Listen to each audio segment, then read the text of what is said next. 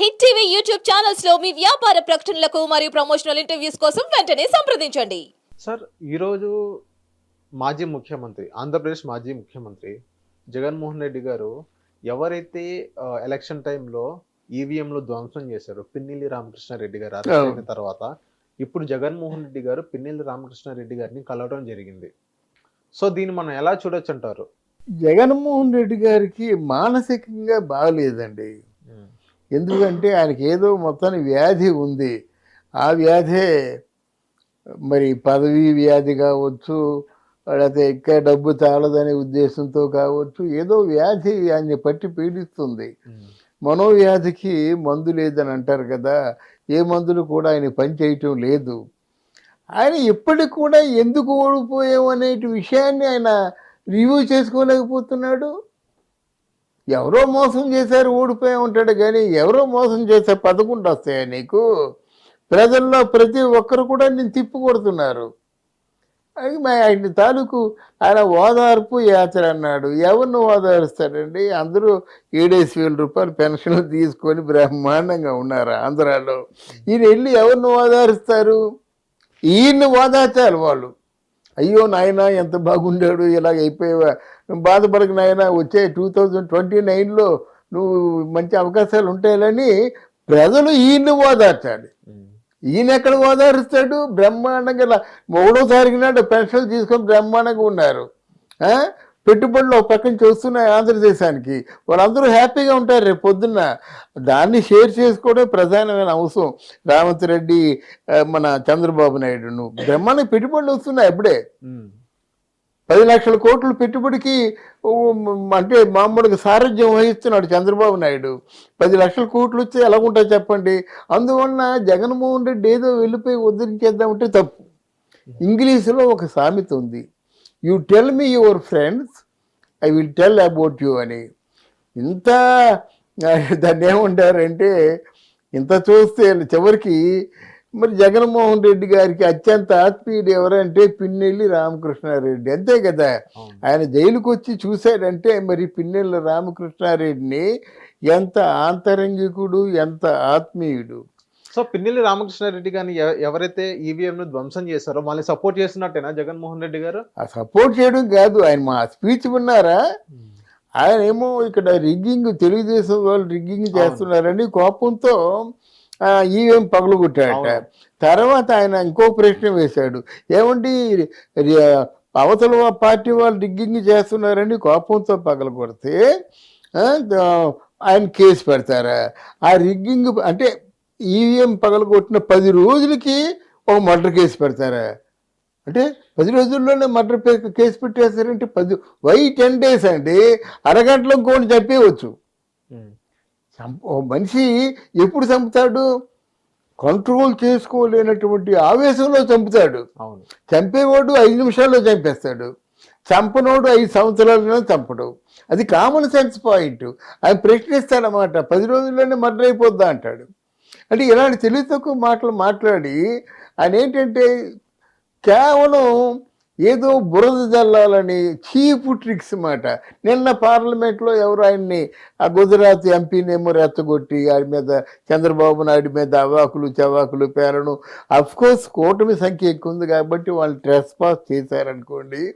ఇవి మంచివి కాదంటాను నేను. మీ నిజాయితీ నిలబెడుతుంది, మీలో ఉన్న ధర్మం మిమ్మల్ని నిలబెడుతుంది. కానీ ఇట్లాంటివి డొంక తిరుగుడు, చీప్ ట్రిక్స్ అన్నీ అయిపోయినాయి కదా. అన్నీ కొత్తగా వచ్చి మిమ్మల్ని సహాయపడేది, మీకు సహకరించింది ఏమి లేదు. పిన్నెల రామకృష్ణారెడ్డి గురించి అడిగితే ఎవరైనా చెప్తాడు. ఇసుక దోపిడీ, కొండల దోపిడీ, కొండల రాళ్ళన్నీ అమ్మేసుకున్నాడు. 4-5 మర్డర్ కేసులు ఉన్నాయి, 4-5 దొమ్మి కేసులు ఉన్నాయి, దాడి కేసులు ఉన్నాయి. కడుసు పేరులో కనిపించినటువంటి భూమి అంతా ఆయనదే. అడిగేవాడిని చంపేస్తాడు. ఈయనకి జగన్మోహన్ రెడ్డి పోయి మద్దతు ఇస్తాడా? ఇది ఎక్కడైనా ఉందండి?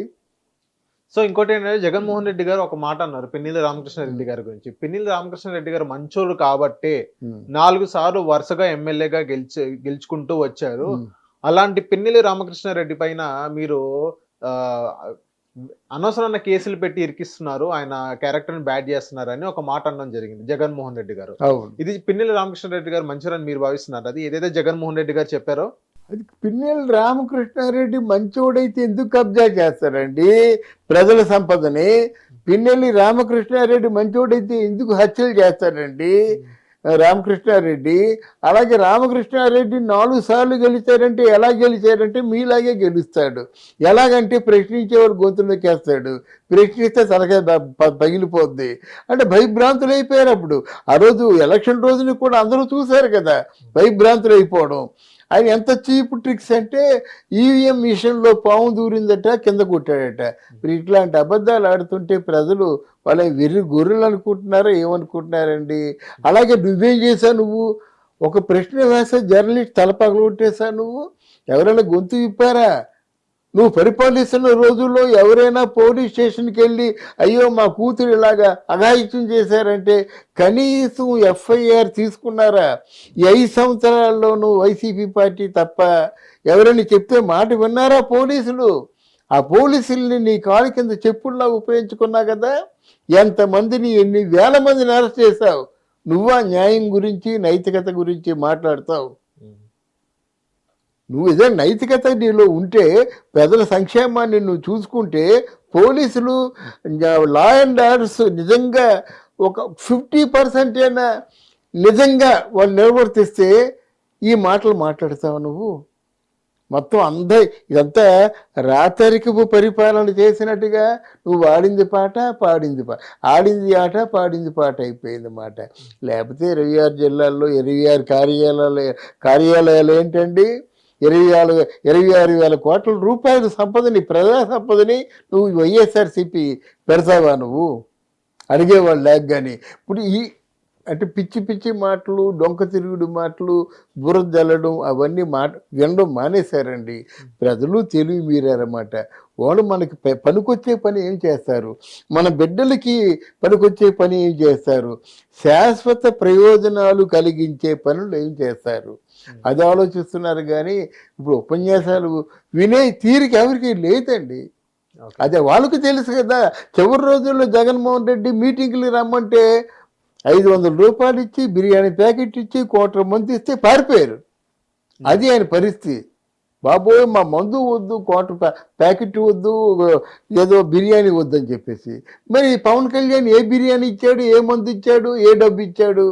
ఆయనకి లక్షలు ఎందుకు తరలి వెళ్ళారు? ఈరోజు పవన్ కళ్యాణ్ మీటింగ్ అంటే అక్కడ సెంట్రల్ ఫోర్స్ ఆలోచించుకుంటుంది. పవన్ కళ్యాణ్ గారు మీరు ఎక్కువ సభలు పెట్టొద్దండి, పోలీసు బందోబస్తు ఇవ్వలేకపోతున్నామనే స్థితికి వెళ్ళాడు ఆయన. ఆయన లేడరే, ఈయన లేడరే. ఈయనేమో సీఎం గారి కొడుకు. ఈ చేతిలో వేల లక్షల కోట్లు ఉన్నాయి, ఆ చేతిలో ఏమి లేదు, అప్పులు చేసుకోవడం తప్ప. అర్థమైందా? ప్రజలు తెలివి మీరిపోయారు. ప్రజల్లో రాజకీయ పరిజ్ఞానం వచ్చింది కనుక ఇక ముందు రాజకీయ నాయకుల తాలూకు ఎవరైనా, తెలుగుదేశం కావచ్చు, వైసీపీ కావచ్చు, రాజకీయ నాయకుల తాలూకు ఆటలు సాగవని నేను గట్టిగా నమ్ముతున్నాను. Thank you sir. Thank you అమ్మా. హిట్ టీవీ యాప్ ని డౌన్లోడ్ చేసుకోండి. ఇందులో short news, live news, entertainment movies అన్ని అవైలబుల్ గా ఉన్నాయి. Please download Hit TV app. Hit TV app. Hit TV యాప్ని ఫ్రీగా డౌన్లోడ్ చేసుకోండి.